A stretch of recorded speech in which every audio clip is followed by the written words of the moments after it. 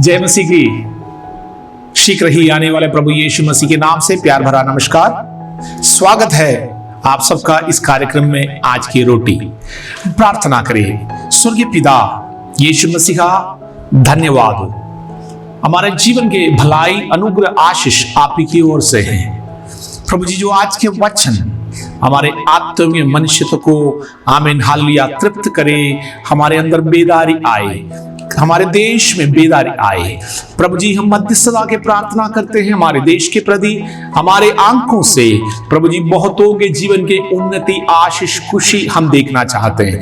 आपके स्वभाव हमारे अंदर आए प्रभु जी। हमारे देश के अधिकारी गणों के लिए धन्यवाद, हमारे प्रेसिडेंट, हमारे प्राइम मिनिस्टर, हमारे हालेलुया मंत्री परिषद प्रभु जी, हमारे हर एक राज्यों के मुख्यमंत्रियों के लिए हम प्रार्थना करते हैं प्रभु परमेश्वर। हमारे अधिकारी गणों के लिए धन्यवाद, हमारे डॉक्टर्स, हमारे नर्सेस, हमारे हालेलुया मिलिट्री, हमारे सेना की हालेलुया वो प्रत्येक लोग, हमारे पुलिस डिपार्टमेंट प्रभु जी, प्रत्येक को आमीन उनके परिवारों को आशीष दे, उन्हें सुरक्षित रखे। आंसुओं को पहुंचने वाला आप, हमारे मनुष्यों के हाथों में, हमारे हाथों में ताकत नहीं है परमेश्वर, आपके हाथों में ताकत है। धन्यवाद हो, हमसे बातचीत करें प्रभु जी। हमारा प्रार्थना का उत्तर दे, लोगों को चंगाई दे, छुटकारा दे प्रभु। वचन के द्वारा जब हम वचन बोलेंगे, वचन के द्वारा चंगाई भेजे, छुटकारा भेजे परमेश्वर यीशु मसीह के नाम से आमीन।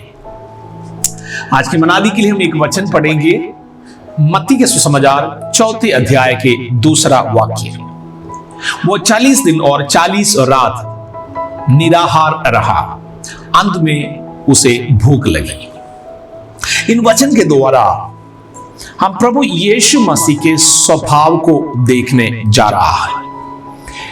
कई बार हमारे पास अनेकों प्रकार के चीजें होता है, आशीषें होता है, उसमें से एक चीज या थोड़ा बहुत निकालकर हम दूसरों को देता।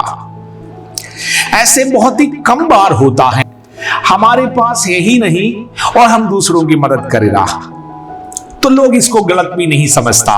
प्रभु के वचन में भी लिखा है, जब तुम्हारे पास कोई वस्तु 2 है तो एक उनको दो जिसके पास नहीं है। उत्तम आमीन उपदेश। लेकिन हम लोग जब किसी के मदद करते हैं, हमारे बहुत आयत के आमीन कारण हमारे पास बहुत ज्यादा चीज है और उसमें से पुण्य कमाने की बातें सोच करके हम थोड़ा बहुत देते। लेकिन यीशु मसीह इस विधि का नहीं था।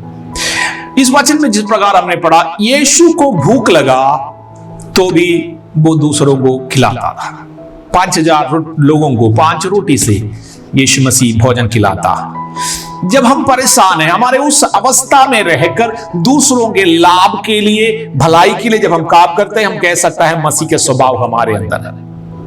यीशु मसीह को प्यास लगा, यीशु मसीह आमीन हमसे वायदा किया है, जीवन के जल मैं तुम्हें देता हूं, जो अनंत काल तक उमड़ने वाला जीवन का जल। इन सब आत्मीय वचनों के आत्मीय अर्थ है, समय के भाव के कारण या विस्तार से या बोल नहीं पाता हूं। यीशु मसीह कई बार अपने शरीर से थका हुआ था, उसके बावजूद भी हम वचन में पढ़ते हैं, चेलों से वो कहता है थोड़ी समय आराम करो। तो हम अपने सुख लोलपता के लिए सोचते हैं, लेकिन प्रभु खुद ही थका हुआ, लेकिन चेलों से कहता है थोड़ी देर तुम विश्राम करो। हमारा परमेश्वर राजादि राजा परमेश्वर है। सेवकाई के समय पर, संसारिक जीवन में यीशु मसीह यही उपदेश देता है अधिकारियों को, जिस देश के निवासी थे आमीन उस देश को कर देने के लिए। राजाधिराजा परमेश्वर तो भी वो कर देने का उपदेश करता है। हमारे परमेश्वर प्रार्थना करते हैं, इतना नहीं, हमारा परमेश्वर प्रार्थना सुनकर हमें उत्तर देने वाला परमेश्वर है। प्रभु यीशु मसीह बाइबल में अनेकों जगह लिखा है, कई बार वो रोया है लेकिन वो दूसरों के आंसू पोंछा है। हमारे प्रभु का हालेलुया स्वभाव है, वो दुखी होकर पे दूसरों के हालेलुया लाभ के लिए वो प्राण दिया आमीन हमें जीवन देने के लिए। 7वीं बात है, वो मृत्यु सहा हमें जीवन देने के लिए। प्रभु यीशु मसीह का स्वभाव है। अगर आप परमेश्वर के चुने हुए हैं, आप पहली बार वचन सुन रहे हो, आप सोचिए हमारे कमियों में हम दूसरों के सुधी लेता, हम रो रहा है, अंदर ही अंदर रो रहा है, लेकिन आप अपने बुलाहट को भूलना नहीं। आप अपने बुलाहट को याद रखिएगा।